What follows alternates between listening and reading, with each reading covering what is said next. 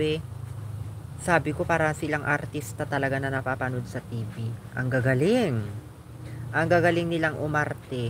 Talaga nga namang hanga ako sa kanilang kagalingan. Lahat.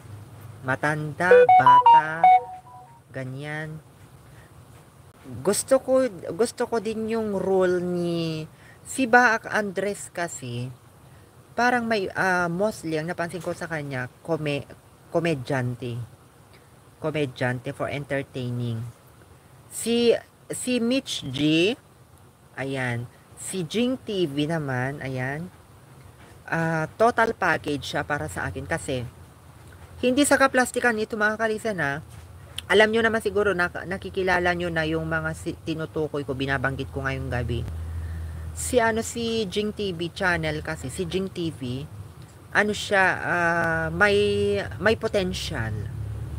Yun yung nakita ko sa kanya, may potential pagdating sa pag-arte. Oo. Mayroon nga itong prank kunyari nagalit-galit siya tapos natulala yung lalaki. Kagrupo rin nila. Kagrupo rin nila. Syempre, kinebra-kebrang niya doon, paikot doon sa may location site nila. Na kunyari, galit na galit siya. Syempre, natulala yung tao. Tapos, inamin din niya, it's a prank. O, diba? Doon madadala ka talaga. Kaya, ito talaga, siguro pag nakakulab ko ito, sa isang eksena, madadala ka kasi sa sobrang galing niyang umarte. Oo. Kumbaga, siya yung kumbaga yung hindi magaling yung kaeksena niya pero siya yung magdadala. Yung hindi masyadong magaling magiging magaling dahil sa kanya. Ganon. Ganon yung nakikita ko kasi sa kanya pagdating sa pinapanood ko dito sa YouTube. And I'm very proud talaga na I am silent viewer ng GNG TV. Kasi alam mo yan, talaga inaabang. Mayroon nga akong sinasabi nga sa kaibigan ko, tignan nyo, ganun. Tignan nyo yung, nila.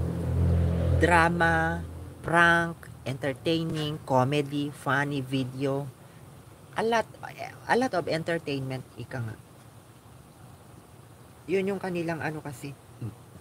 Kaya, ipagpatuloy mo lang yan, Jing TV.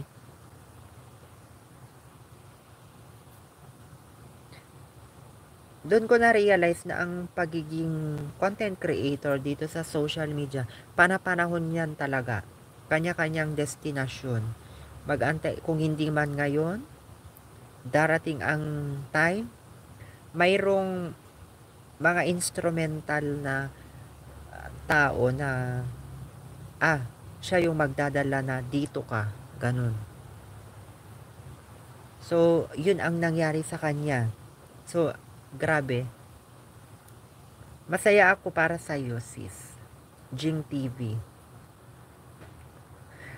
Nakakalito na yung kasi Mitch GTV dati dito sa YouTube. Tapos doon sa YouTube Facebook page, Jing TV. Ayan. So, congratulations, sisi ko ha. Ipagpatuloy mo, keep it up. Kasi alam kong malayo ang mararating mo. And sana just keep your feet on the ground kung ano man ang marating mo ngayon, in the future. Sana still and wish ko sa'yo the best talaga, and your GNG team and commander ni Andres team and GNG TV back ni Andres team, ayan, whatsoever na related sa inyong samahan. Ayan, good luck and talagang wish ko na masustain nyo palagi ang pamamayagpag. Sa amin nga sa Ilocos, ang daming nagtatanong. Nung umuwi ako sa Ilocos, ang daming nagtatanong sa GNG TV, back ni Andres. Ayan, daming nagtatanong sa akin kung saan daw ba ako parte. Yan, malapit lang ba daw ako dito sa inyo? Sabi ko, oo. Taga dun sila ka ako. Ayan, Nero. Ayan, nandyan si Nightbot pala. Oh, siya pala yung nagbababa si Nightbot.